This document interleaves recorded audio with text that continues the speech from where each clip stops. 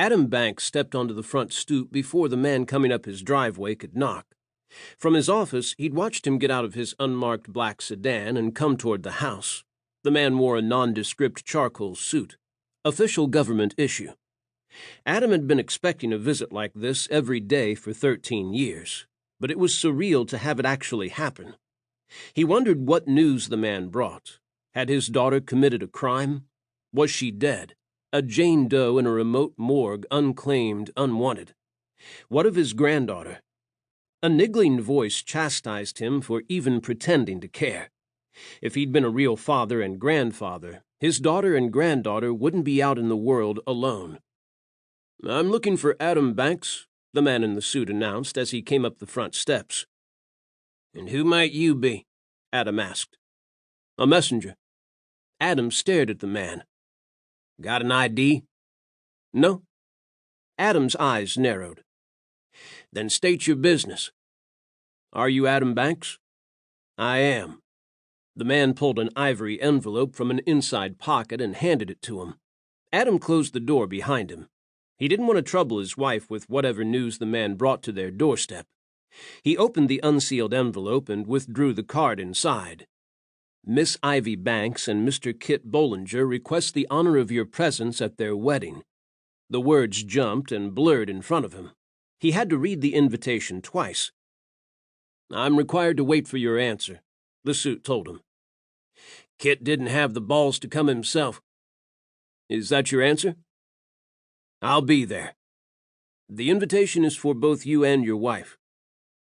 "We'll both be there." "Very good, sir." The suit handed him another envelope.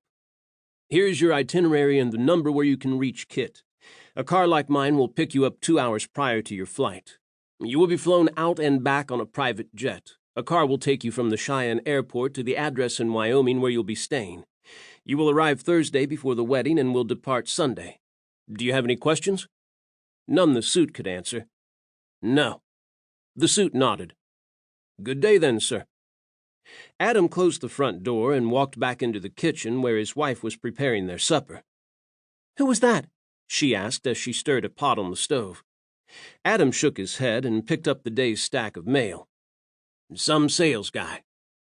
"This is a non-soliciting neighborhood. You'd think they wouldn't go door to door here."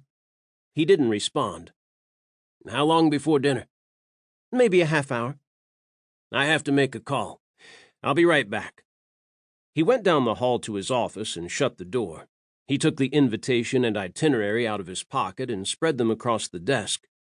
Anger expanded and twisted in his veins. He dialed Kit's number.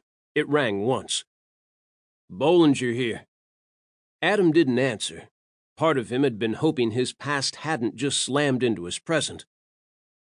"Hello?" "So it's true." "Mr. Banks, you received the invitation, then?" "What the hell kind of game are you pulling now, kid?" "It's a wedding, Mr. Banks, not a game. I'm marrying your daughter. Will you be attending?" "Your messenger didn't give you my answer." "He did. Thought perhaps you'd called to back out." "This is cruel. Mrs. Banks has a weak heart. I can't bring her someplace where she'll be mistreated or stressed. I have no control over how she'll react to the weekend. I do know for our part you'll both be treated as honored guests. It's time to put the past behind us and move forward as a family." "Ivy's agreeable to our visit." There was a momentary silence on the other end. "You haven't told her," Adam scoffed. "No point worrying her if you weren't coming. I'll clear the way with her. However, I'm going to say this only once. This is her special week, her special day. If you make her cry, if you insult or threaten her or hurt her feelings, I'll have your asses on a plane so fast you won't know what hit you." "What about the baby?" "Casey's 12 now. She's as strong as her mother and very, very precious to both of us. My protection extends to her as well, feel me? You got an issue with me, you take it out with me. No matter what, you treat my girls like gold." "Agreed. And likewise with Mrs. Banks." "Agreed.